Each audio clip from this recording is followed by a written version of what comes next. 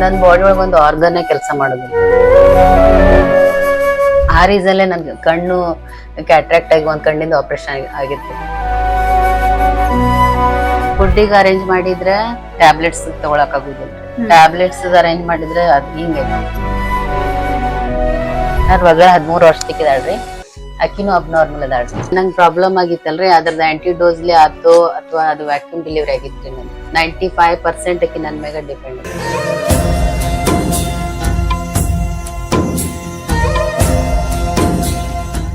Civil hospital ಕರ್ಕೊಂಡು ಹೋಗಿದ್ದೀರಿ sir ನಾವು.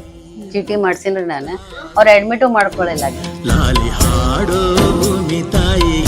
ವರ್ಷದಾಗ 2 ಸಲ ಅಡ್ಮಿಟ್ ಆಗ್ತಿದ್ದೆ.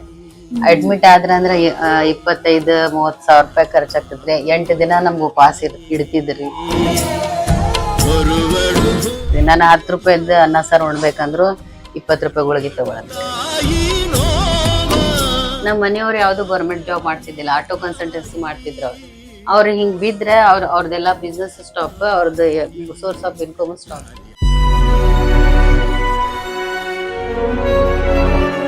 ಸೊ ನಮ್ಮ ಸಂತೋಷ್ ಲಾಡ್ ಫೌಂಡೇಶನ್ ವತಿಯಿಂದ ಇವರ ಒಂದು ಆರೋಗ್ಯ ಸರಿ ಇಲ್ಲ. ಸೊ ಪ್ರತಿನಿತ್ಯ ಅಂದ್ರೆ ಊಟ ಮಾಡಿ ಇವರು ಈ ಒಂದು ಟ್ಯಾಬ್ಲೆಟ್ಸ್ ಅನ್ನ ತಗೊಳ್ಬೇಕು.